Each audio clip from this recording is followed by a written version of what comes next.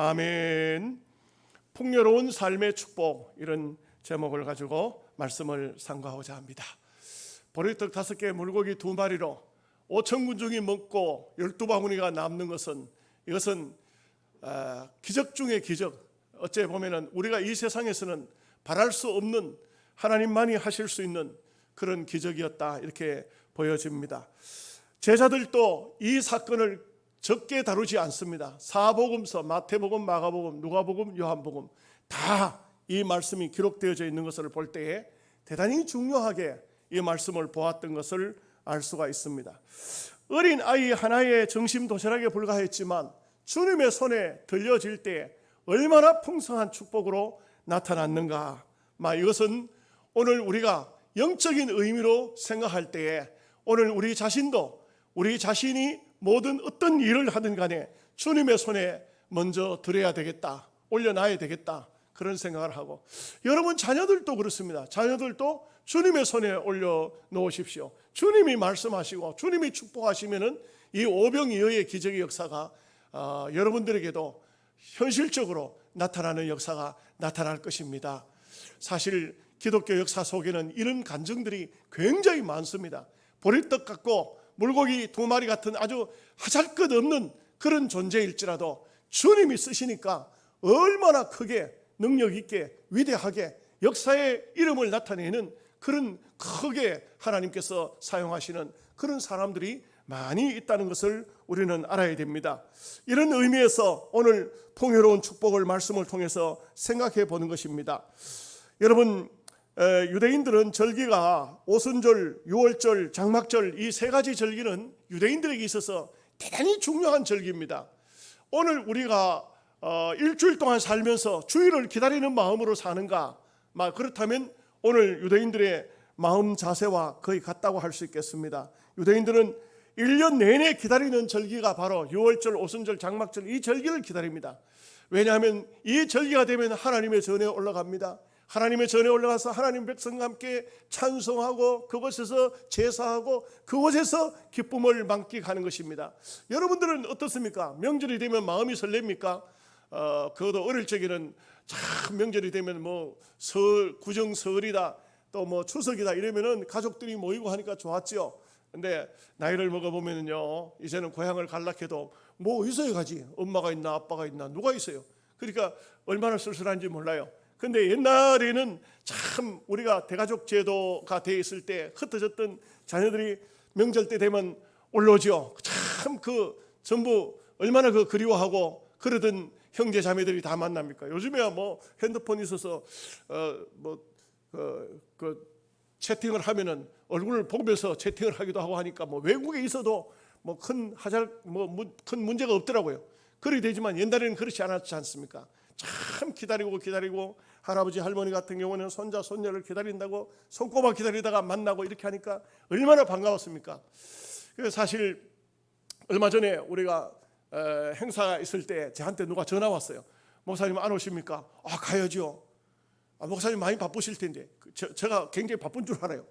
제가 참 조용한 사람인데. 그래서 제가 그랬죠. 아이고, 제가 말한다고 하는 말이 그랬어요. 보고 싶은 사람들이 얼마나 많은데 가야 되고 말고요. 여러분, 우리가 인생을 살아가는 데 있어서 때로 어떤 장소, 그곳에 가면은 무슨 동기들이 만나기도 하고 또 혹은 어떤 교인들이 만나기도 하고, 이 만남의 장소가 얼마나 중요할 때가 많습니까? 유대인들은 이 3가지 절기가 거의 이어져 있기 때문에 이때 절기 속에서 거의 보고 싶은 사람, 만나고 싶은 사람 거의 만나게 되어집니다. 그 유대 민족은 그렇게 큰 민족이 아니에요. 우리 대한민국으로 따지면 경상북도만한 나라입니다. 그렇기 때문에 사람들이 예루살렘의 남자들이 12살만 되면 다 올라오는데, 그렇게 올라와도 그렇게 크게 복잡하거나 그렇지 않습니다. 그런데도 불구하고 유대인들이 그렇게 절기를 지키려고 하는 이유는 또 영적인 의미로 볼 때 그들은 1년 내내 그 절기를 기다리다가 그 절기 때가 되면 예루살렘에 올라오는데, 이때 당시의 형편이 어떠냐 하면은 사람들의 삶이 그렇게 넉넉지 못했다는 것을 알 수가 있어요. 여러분, 우리도 옛날 어릴 적을 생각해 보면 보리떡 한 조각이라도 제대로 배부르게만 먹을 수 있었으면 하는 그런 생각이 있어요. 굉장히 그 어려운 시절, 요즘 젊은 사람들 같은 경우는 전혀 생각지도 못할 일이지만 옛날에 우리 어릴 적의 시절에는 정말 배고픈 시절이었지 않습니까? 하루에 밥 3끼리 먹는 사람이 어디 있어요? 거의 없습니다. 그건 아주 부잣집에나 화스러운 집안에서나 있던 일이지, 보리밥 무슨 조밥 이런 거 따지지 않습니다. 나물밥 따지지 않습니다. 3그릇 먹는다는 그런 가정들이 많지가 않았어요. 저는 어릴 적에 생각해 보면 하루에 밥 2끼리 먹은 적도 잘 없는 것 같아요. 거의 한 끼니 아침밥 먹으면 점심 저녁은 고구마, 감자, 옥수수, 이렇게 또 국수 삶아서 죽을 끓여서 그렇게 먹었던 기억이 납니다. 이 유대인들도 별반 다르지 않았어요. 그렇게 사람들이 만나고 보고 싶고 이렇게 예루살렘에 모여들지만 그러나 그들은 가난했어요. 아마 예수님에 대한 이야기를 많이 들었을 거예요. 병자를 고치고 기적을 나타내고 이런 얘기들을 많이 들었을 겁니다. 올라오는 가정의 베세다 지역에 예수님이 계신다니까 기왕에 예수님 계신데 예수님을 한번 만나자 해서 모여든 사람이 엄청나게 많이 모여들었다 이거죠. 사람들이 많이 모여들었습니다. 사복음서 전체를 내용을 볼 때 예수님께서는 그들에게 복음을 가르쳤습니다. 말씀을 가르쳤습니다. 그리고 이 사람들은 하나님의 나라와 법도를 배우고 하나님의 이치를 깨달은 가운데서 어느덧 해가 질 역이 되었습니다. 그럴 때에 예수님께서 하신 말씀이 빌립을 먼저 시험합니다. 빌립아, 이 사람들에게 먹을 걸 줘야 되지 않겠느냐? 어디서 먹을 걸 구해서 이 사람들에게 주겠느냐? 이렇게 말한 겁니다. 빌립이 단번에 계산을 딱 해보더니만 예수님 조금씩 돈을 거둬도 200달러가 아니죠. 200데나리온의 돈이 있어야 되겠습니다. 200데나리온은 큰 돈이에요. 굉장히 큰 돈입니다. 이 돈 정도는 돼야 이 사람들 먹을 것을 다 먹여주겠습니다. 근데 안드레는 어린 아이가 보리떡 5개, 물고기 2마리를 가지고 왔는데 이거 도시락이라고는 이 아이가 하나 내놓은 도시락이 있는데 이거 가지고 뭐가 되겠습니까? 그렇게 말씀했는데 예수님께서는 이 사람들을 다 잔디에 앉게 하라. 다른 곳을 보면 50명씩 100명씩 전부 쭉 앉혔습니다.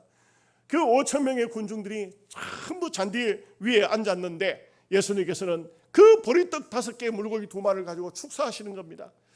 참 인간적으로 생각하면 아이고 예수님 지금 뭐 하시는 겁니까?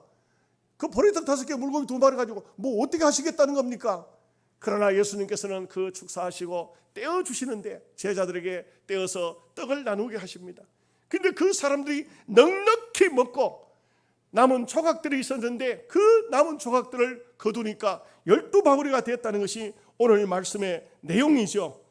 이것은 오늘 예수님께서 무엇을 말씀해 주고 있습니까? 제가 서론의 최초의 말씀을 드렸던 것처럼 주님의 손에 들어가면, 주님의 손에 올려지면 얼마든지 하나님의 귀한 엄청난 역사가 나타날 수 있다는 것을 말해주고 있는 것입니다. 인생이라는 것은 별것 아닙니다. 아무것도 아닙니다. 여러분 언제든지 그렇게 여러분들을 또 하나님 앞에 기도하시고 그렇게 하십시오. 저는요 신학교 다닐 때 그 기억이 납니다. 이 말씀들 보면 항상 그런 생각이 나요.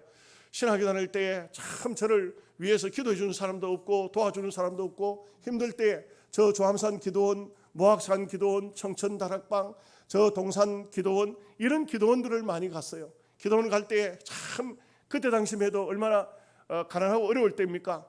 거의 정신 굶고 다니고 이렇게 할 때였습니다. 그렇지만 제가 기도했던 기도의 내용 중에 꼭 이 기도를 꼭 했습니다. 항상 어느 마음속에 감동이 되면 두 손을 들고 하나님 나를 써주세요. 나를 써주세요. 정말 보리떡 같은 인간 아닙니까? 아무 쓸모도 없는 존재입니다. 그러나 주님 나를 써주세요. 그랬더니 하나님께서 그래도 이 부족한 종이지만 이 시골촌에서 목회하고 있지만 하나님께서 써주시더라고요. 하나님께서 써주세요. 여러분 자녀들의 손을 잡고 여러분 가정을 가지고 하나님 앞에 하나님 내 남편 써주세요. 내 자녀 써주세요. 나를 써주세요. 하나님 앞에 두 손 들고 기도하시면 주님께서 한번 붙잡아 주시면 오병이어의 역사가 나타날 줄로 믿습니다. 이 풍요로운 축복, 오늘 우리는 이것을 배워야 돼요. 우리 주님 앞에 주님의 손에 들려지면 풍요로운 삶의 축복이 온다. 오늘 이 말씀을 통해서 몇 가지를 생각해 보고자 합니다.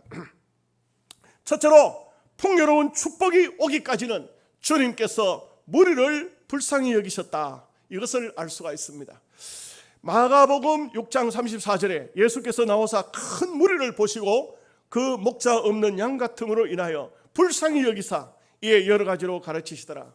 사람들을 불쌍히 여기는, 긍휼히 여기는 이 마음, 하나님은 누군가가 사람과 관계 속에서 사람을 긍휼히 여기는 그 마음을 하나님이 굉장히 좋아하시는 것 같아요. 그런 사람을 축복하시더라고요. 그런 사람에게 하나님께서 은혜를 베푸시더라고요. 여러분, 부부간에 살아도 세월이 흐르고 시간이 지나서 남편이나 아내가 서로 얼굴을 마주 쳐다보면 불쌍한 생각이 들어요. 아직도 그렇게 안 될 것 같으면은, 제가 전에도 한번 말씀드렸지만 부부가 사는 게 아니에요. 아줌마 아저씨가 살고 있는 것이지. 오늘도 집에 가거든 남편 되신 분들은 아내 얼굴 한번 쳐다보세요. 또 아내 되는 분 남편 한번 얼굴 쳐다보세요. 쳐다보면 불쌍한 생각이 드느냐? 그러면은 부부가 살고 있는 겁니다. 참 어떻게 보면은 이 땅의 인생의 삶이라는 것은 위로하고 살아야 돼요.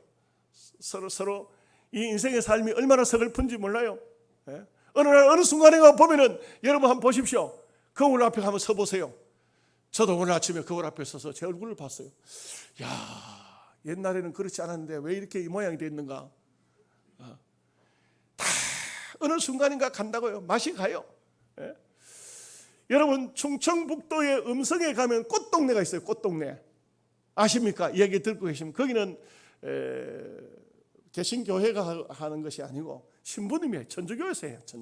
천주교에서 하는데, 그 꽃동네를 세운 신부님 얘기가 많이 흘러나 퍼졌어요. 근데 그렇게 하게 된 이유가 뭐냐? 거지 한 사람이 조그마한 천주교인데 거기 와가지고 뭘 얻으러 와요. 얻으러 오는데 밥 좀 주세요 하고 거지가 오면은, 근데 거지가 혼자 오면서 작은 그릇을 안 가져오고 이따만 큰 바가지를 가져와가지고, 신부님 좀 넉넉하게 주세요. 저 사람이 밥을 많이 가져와가지고 뭐 어떻게 하려고 하나? 그 신부님이 밥을 주는, 신부님은 부인이 없잖아요. 밥을 주는데 어느 정도 주면 뭐라고 하면 감사합니다 하는 것이고, 신부님 좀 더 줄 수 없어요? 더 줄 수 없어요? 이 사람이 밥을 갖다가 뭘 하길래 밥을 이렇게 많이 달라 하나? 그래가지고 이상하다 생각이 들었는데, 어느 날 너무 이상해가지고 그 사람이 나가고 난 다음에 뒤를 살금살금 따라가 봤어요. 따라갔더니 한쪽 골짜기에 움막을 하나 지어놨는데, 그 움막 속으로 그 밥을 들고 들어간다 이 말이죠.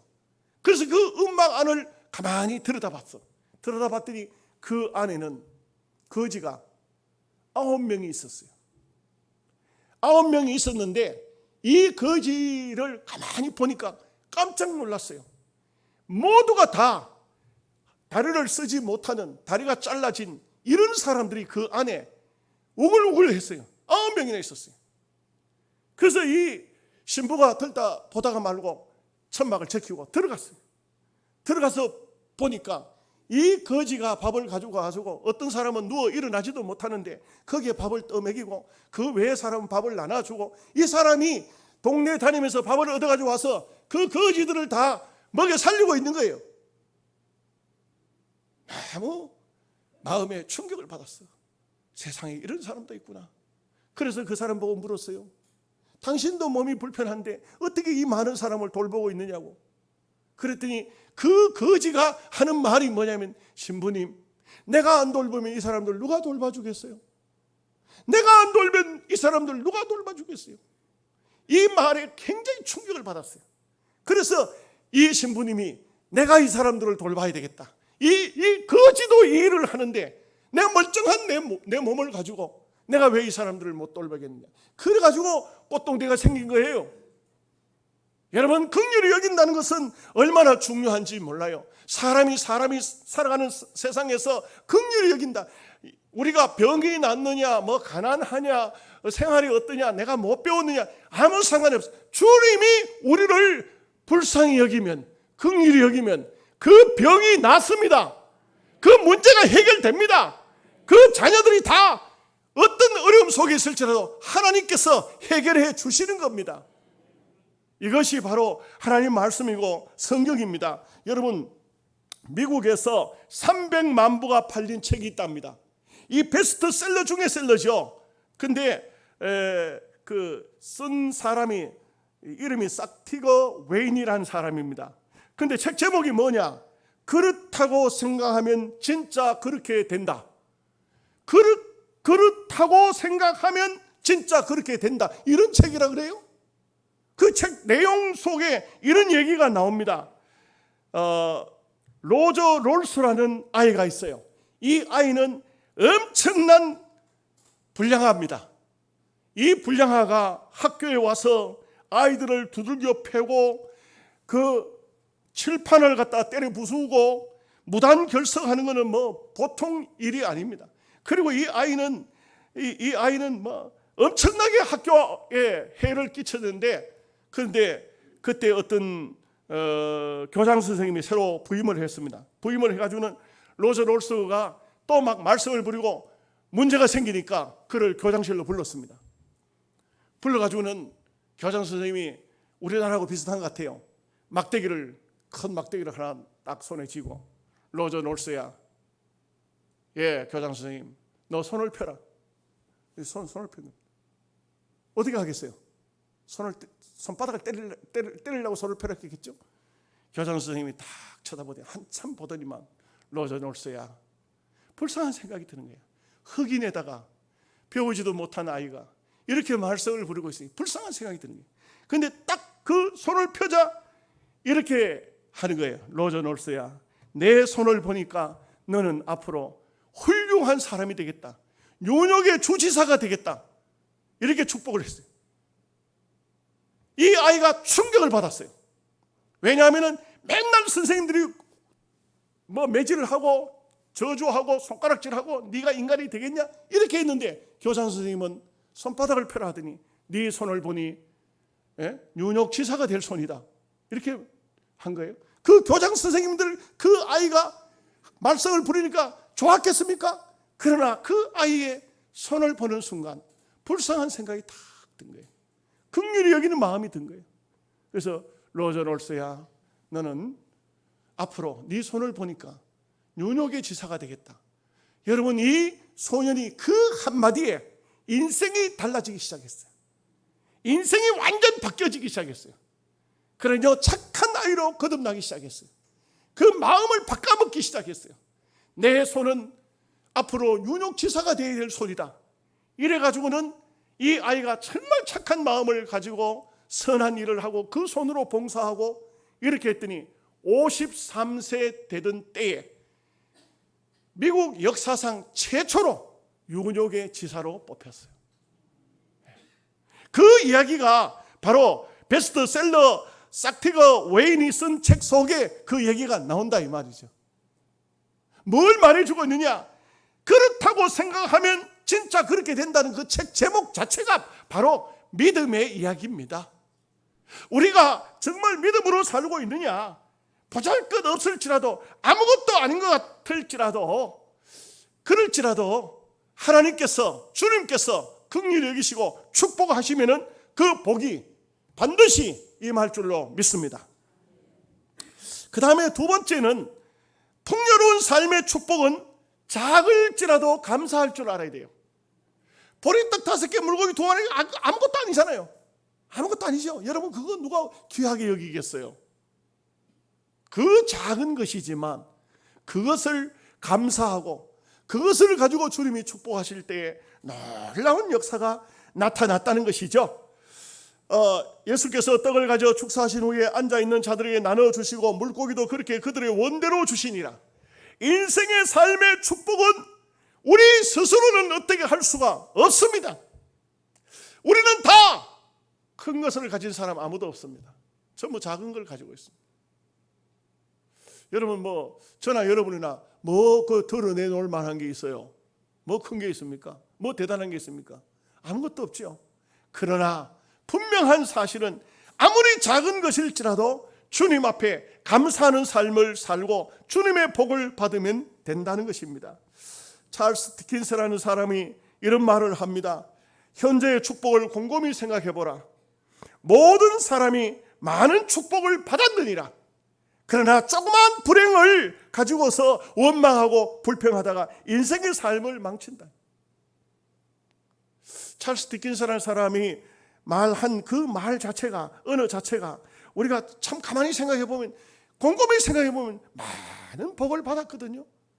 그 복에 대해서는 감사하지 못해요. 그리고 조그마한 것을 가지고 자꾸 거기에 매달려 가지고 원망하고 불평하고 이렇게 한다 그죠. 네. 이런 말이 있죠. 작은 일에 목숨 걸지 마라. 근데 이상하게도 저부터도 그래요. 큰 거에는 목숨 안 걸어. 큰 거에 목숨 걸어야 되는데 대부분 보면 작은 일에 목숨 걸어요. 여러분 부부싸움 왜 하죠? 집에 불 나가지고 부부싸움 한 사람 없어요. 불 꺼야 되지. 부부싸움하고 언제 있어요 그거? 예? 애가 교통사고 났는데 부부싸움 합니까? 그 지금 애 고쳐야 되지. 그 합니까? 국이 짜다 싱겁다, 예? 밥에 돌이 들었다 이래가지고 싸우고, 뭐 아무것도 아닌 거 가지고 티각 예? 예, 따라합시다. 작은 것에 목숨 걸지 마라. 대부분 원망하고 불평한 일들을 보면은요, 아주 작은 거예요. 그냥 넘어가도 돼. 자, 오늘부터 넘어갑시다. 그냥 넘어갑시다. 예, 마스크 써가지고 아멘 소리가 별로 많이 안 나온다.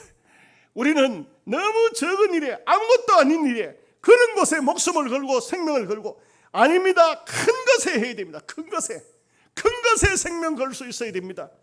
우리는 작은 것은 오히려 모든 것을 하나님 앞에 다 감사하면서 그렇게 살아야 됩니다. 작은 거 무시하면 안 됩니다. 미국에 그 메트로 골드원 마이어라는 영화 회사가 있습니다. 아주 유명한 회사라고 합니다. 그런데 이 회사 영화사를 세운 사람이 골드원 메이어하는 이 마지막 그 메이어라는 사람이 세운 회사라고 합니다. 이 사람은 어린 시절에 아주 그 싸움을 잘했는 것 같아요. 애들하고 서로 다투고 싸우고 나면 화가 나니까 집에 와가지고, 뭐 지가 이길 수 있으면 괜찮지만 못 이기면 집에 와가지고 막 화가 나니까 막 괌을 치고 막 집안에 있는 걸 뭘 뚜들 패고 막 이렇게, 엄마가 가만히 보니까 이 녀석 싸우기는 바깥에서 싸우고 하풀이는 집에 와서 하고. 그러니까 메이어를 불러가지고, 메이어야 너 나를 따라오라. 그래, 엄마가 아이를 데리고 산을 올라갔어요. 산을 올라가가지고 네 지금까지 네한테 싸워서 네가 매맞고 속상하고 하는 애들 이름을 다 대봐라. 그래 되니까 저 산을 향해서 네 그 친구들, 못된 놈들 다 욕을 시키네 한번 해봐라. 그러니까 아무개 나쁜 놈 해가지고 되돌아오는데 몇 개로 돌아오느냐? 10개로 돌아오는 거예요. 10개로. 그러니까 그 메이어 엄마가 참 지혜로운 사람이죠. 울림의 법칙. 메이어야, 네가 하면 그를 축복하면 해봐라. 축복하기 싫은데 그래 한번 해봐. 내가 너를 사랑한다, 너를 축복한다. 돌아오기를 10배로 돌아오는 거예요. 그래서 거기서 깨달은 것이, 이 아이가 어릴 적부터 나에게 해를 주는 사람, 나에게 고통을 주는 사람, 나에게 눈물을 주는 사람을 축복하기 시작했어요. 축복하기 시작했어요. 이 아이가 나중에는 세계적인 영화 회사의 주인공이 돼요. 여러분, 남을 축복하면은 배로 돌아올 줄로, 아니 10배로 돌아올 줄로 믿습니다. 이것이 오늘 우리가 울림의 법칙, 주님의 법칙이 사실 주님의 법칙이에요. 주님 법칙. 주님께서도 너희를 저주하고 욕하는 사람을 저주하고 같이 욕하지 마라. 축복하라. 주님이 그렇게 말씀했어요. 심지어 너희 원수를 사랑하라. 한번 따라합시다. 원수를 사랑하라. 원수 사랑하고 계십니까? 주님은 사랑하라 했는데, 사랑하라가 또 아멘은 또 어디 가버렸어요? 왜 아멘을 못해요? 사실 원수는 그냥 집안 식구들도 사랑 못할 때가 많죠. 어떤 사람은 웃기는 얘기로, 그 서세원 씨가 옛날에 우리 잘 아는 얘기잖아요. 할아버지 할머니 글자떡 등 뒤에 서가지고 보여주고, 그 할머니한테 말해보라 하죠. 할아버지가 예? 할아버지가 뭐라 합니까? 자네하고 내하고 무슨 사이인가? 그게 할머니가 왼수. 아이 네 글자로 그 왼수 말고 네 글자. 거기 그 글자는 무슨 글자예요? 서세호이가 들고 있는 글자는 무슨 글자예요? 예? 천생연분인데 왼수로 가는 게 원수로 가는 게 그냥 넉자로 갈게. 이 할머니가 퍼뜩 생각나는 게 뭐예요? 평생 원수. 원수가 그래. 부부 사이가 원수가 돼가지고 그게 어떻게 된 거예요? 말이 되는 얘기예요? 말이 안 되는 얘기예요? 우리가 땅 위에 사는 동안 참 누구하고든지 간에 담을 쌓아놓고 살지 말고, 누구하고든지 간에 간격을 두고 살지 말고, 정말 누군가가 나에게 간격을 두려고 할 때 그에게 사랑으로서 다가가는, 이것이 바로 하나님의 법칙, 메아리 법칙, 울림의 법칙이죠. 축복하면은, 자꾸 축복하면 그 축복은 10배로 돌아온다. 10배로. 반대로 저주하면은 저주도 10배로 돌아온다. 10배로 돌아온다. 그러니까 우리는 이 울림의 법칙을 통해서 작은 것이라도 항상 감사하고 항상 축복할 수 있는 이런 마음을 가져야 됩니다. 마지막 한 가지 풍요로운 삶의 축복은 예수님 자신이 생명의 떡이라는 사실을 깨달아야 돼요. 주님이 얼마든지 생명의 떡이 돼서 주님이 역사하시면, 주님이 주시면 이 세상의 모든 사람이 다 줘도 주님이 주시는 것과는 비교할 수가 없어요. 예수님이 누구십니까? 예수님은 땅 위에 오셔서 어떤 일을 하셨을까요? 늘 주님은 병든 사람을 고치셨었어요. 거의 예수님의 사역은 병든 사람을 고쳤어요. 요즘에는 병원에 한번 가보십시오. 병원에 환자가 얼마나 많은지. 병원에 환자가 정말 많지요. 대한민국의 병원이 얼마나 많습니까? 여러분, 이 코로나 사태가 벌어지고 난 다음에 세계 사람들이 깜짝 놀라는 게 뭐냐면 대한민국의 대처 방법이에요. 의료 체계가 얼마나 잘 되어 있는지. 여러분, 미국 같은 데 코로나 환자 걸리면 이거 절단 나요. 절단 납니다. 자기 치료비 자기 내야 돼요. 저 동남아에서도 병원에 가도 능기로 하나 제대로 맞을 수가 없어요. 그 병원에 가서 그것도 고급 입문을 대야 돼. 중국 같은 데도요, 공산당이 아니면은 병원에 들어가지도 못해. 이러니 그냥 집안에 들어앉아서 바깥에서 공산당들이 와 바깥에 문을 갖다가 열십자로 갖다 못을 박아 집안에 들어앉아서 못 나오게 하는, 못 나오게. 그래, 그 집안에서 죽든지 살든지, 살면 집안에서 살고 죽으면 거기서 죽어가지고 시체만 갖다가 묻어버려. 대한민국에는 얼마나, 여러분 마스크 쓰고 있죠, 이거요. 여러분, 미국에는 한국산 마스크는요 돈을 더 줘야 사. 이거 보통 일이 아니에요. 그 한국산 마스크를 미국 가서 살려고 하면 엄청나게 비싸다. 우리는 원만하면 공짜로 주네. 야, 이거 저도 이제 얼마 전에 지난주에 총회 고시부 갔다 왔는데 이 고시부에서 문제가 발생했어요. 우리가 있던 방이 말고 다른 방인데 저하고는 동선이 겹치지 않았어요. 그 방인데 거기에 어떤 전도사님 한 분이 왕성교회, 그 전도사님이 왕성교회 교인이 아니고 자기 가족이 왕성교회 교인이었어요. 그 전도사님은 다른 교회 가서 심호했겠죠. 그런데 이 전도사님이 그 고시 시험 치는데 들어왔다 이 말이에요. 야, 한국의 정보가 참 대단해요. 왕성교회에 나가는 교인 가정의 자녀가 강도사 고시 시험 치는 장소에 들어왔다. 그런데 그 안에 있는 사람 전부 다 격리 조치돼 버려요. 이게 참 진짜 대단해요.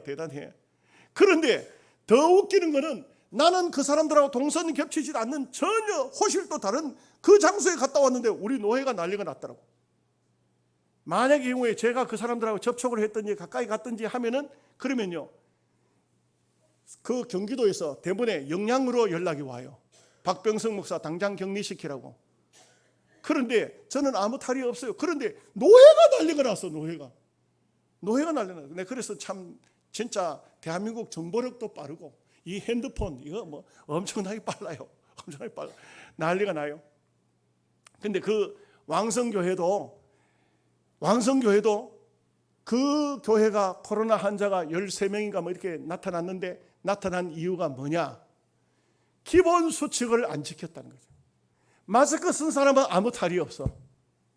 여러분, 마스크 잘 쓰고 다니면요, 아무 걱정 없습니다. 그런데 안 쓴 사람, 거기 왕성교회에 코로나를 퍼뜨린 여청년 하나가 어디에 갔다 왔냐면 찬양 집회에 갔다 왔어요. 찬양 집회가 마스크 안 쓰고 그 찬양 세미나에 가가지고 마스크 안 쓰고 그 사람들 같이 기도하고 같이 찬양하고 거기서 옮겨가지고 와서 왕성교회 와서 퍼뜨려가지고 왕성교회가 또 그렇게 된 거예요. 예. 교회 어느 교회 또 한 군데 또 나오더라고. 오늘 아침에 뉴스에 보니 또 나오더라고. 그러니까요, 마스크만 잘 쓰고 있으면 괜찮아. 우리 총회 고시 시험 치고 난 다음에 그 다 전수조사했어요. 조사했는데 한 명도 양성 환자 없고 음성 환자로 다 나왔어. 그 전사님도 음성 환자로, 음성으로 아무 탈이 없다. 총회에서 몇 번이나 문자가 내한테로 왔어요. 목사님 아무 걱정 없습니다. 걱정 없습니다. 걱정 없습니다. 다 깨끗합니다. 괜찮습니다. 그런데 우리 노회에서는 난리가 났어. 어제 잔치, 교회 노회 안에 잔치 있는데 목사님 오지 마시면 좋겠습니다. 왜 오지 마라 하는데? 내가 안 가놓으면 우리 교회 교인들 다 오늘 교회 예배하러 아무도 안 올 거예요. 벌써 아마 어느새야 정보가 퍼져요. 박병수 목사 코로나 걸렸다 이렇게 할 거 아니에요. 나 참 그래, 참 오늘 같은 이 시대는 정말 정보력도 빠르고 대단하죠. 근데 사실 엄격히 따지면은 예수님 당시에도 이런 병들이 없었겠습니까? 우리 조선 시대에는요, 이런 코로나 같은 이름 모르는 병들이, 그 당시 정복되지 않은 병들이 엄청나게 많았어요. 사람들이 어마어마하게 죽었어요. 지금은 뭐 대한민국에 몇 명 죽었습니까? 영양에 몇 명 죽었어요? 영양이 생긴 이래에 사람이 제일 안 죽어. 전부 마스크 쓰고 다니니까 안 죽어. 병도 안 생기고 노인들이 그냥 살판 났어요. 그냥. 여러분, 예수님은 이 땅에 오셔서 제일 기본적인 것이 뭐냐? 제일 기본적인 것이 질병이거든. 이 질병을 많이 고쳐주셨는데 예수님이 병을 고치신 이유가 뭘까요?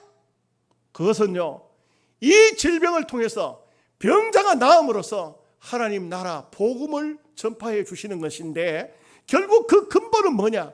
내가 예수님입니다. 내가 아닙니다. 박병석이 아닙니다. 내가 생명의 주인이라. 떡을 떼어 주시면서 그들을 풍족하게 먹이신 이유가 뭐냐? 내가 생명의 떡이니라. 생명의 주인, 생명의 떡이라는 것을 말씀해 주고 있는 것이죠. 그래서 풍요로운 삶은 이 땅 위에서는 풍요로운 삶이 될 수가 없어요. 어떻게 보면은 언젠가 어느 순간인가는 늙고 병들고 아무리 뭐 예수 믿어서 건강 회복했다 할지라도 때가 되면은 가셔야 돼요. 가셔야 됩니다. 그러나 진짜 풍요로운 축복은 주님의 품 안에서, 주님에게서 있다는 것입니다. 생명의 주인이 예수님이라는 것을 오늘 이 말씀의 깊은 의미는, 요한복음을 이 서두에는 베세다 강야 오병이어의 기적이지만 뒤로 쭉 읽어보십시오. 집에 가서 오늘 한번 읽어보십시오. 거기 보면 내가 하늘에서 내려온 생명의 떡이니라, 이것을 말씀해 주고 있어요. 너희 광야에서 조상들이 만나를 먹었지만 다 죽었다. 그러나 내가 주는 떡을 먹는 자는 영원히 죽지 아니하리라. 이 생명의 떡을 예수님이 말씀해 주고 있는 겁니다. 우리가 베세다 강야에서 발견해야 될 것은 예수님은 생명의 떡이시다. 생명의 떡이시다. 이것입니다. 그래서 풍요로운 삶의 축복은 바로 예수 자신에게 있다. 예수께 있다. 그래서 우리는 예수님을 통해서 생명의 떡의 주인을 찾아, 생명을 찾아 영원한 생명을 얻고 믿음으로 승리하시기를 주님의 이름으로 축복합니다.